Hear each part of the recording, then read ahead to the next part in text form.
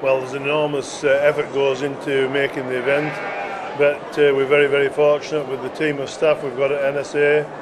NSA has become an extremely motivated organisation. It always has been, but in these last 2 or 3 years, it's taken a big step forward. I think NSA is punching well above its weight in every aspect, you know. Phil Stocker came in as chief executive. He had his vision as to where it needed to go. We've employed more staff, with targets, and my view is that we're sort of employing 30% more staff than 3 years ago, but the output of NSA is at least 50% more than what it was. I think that's been demonstrated a little bit here today by the magnitude of this event. And I say with Ellen Davis, that's the event organiser. Ellen does an incredible job. She's well experienced. She's done it for quite a considerable time, along with other events, and assisted by other members of the staff. They put on an incredible operation with quite a lot of voluntary staff as well. Don't forget, with stewards, committee members, and everybody else that put a lot into it. So I think NSA is a happy family feeling to me. You know, where I think my membership number is 1731, which when you see them today at 18, 19, 20,000 numbers, it just sort of worries you as to, you know, how old you really are. But the reason that I'm here is because I joined those many years ago because I felt this was an organisation that was representing me and I needed them. And so it's my part now to try and put a bit back for all those younger ones that we've seen. And again, today has been a wonderful example of seeing our young ambassadors here, young enthusiastic people, all the young shepherds in the Young Shepherds competitions here exhibiting the level of enthusiasm of people interested in coming into this industry. It's something that we haven't seen for a considerable number of years.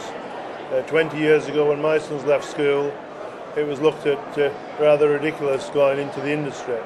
I think people coming in now are coming in proud to be coming in and with enthusiasm.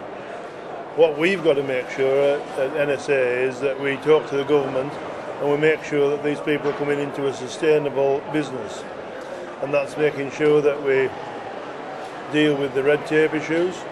We make sure that the modulated money and that's been modulated from Pillar 1 into Pillar 2 as a way of finding its way back into farmers' pockets at grassroots level, rather than being siphoned off into other schemes, and make sure that we're helping government to face up to the challenges set out by people like the government chief scientist and his predecessor over the last 10-15 years, about the real challenges that we face going forward with food security.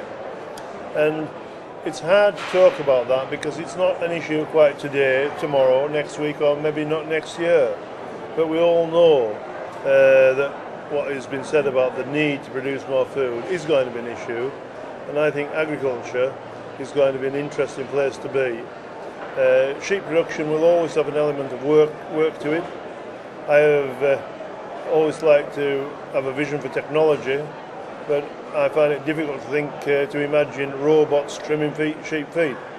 So there's always going to be work with sheep, but at the other end of the scale, it is one of the few parts of the agriculture industry where young people really have an opportunity to get in and get a start. And so you've got to balance one with another. And it's a very, very important organisation, is NSA, and the sheep industry is extremely important to us as a nation.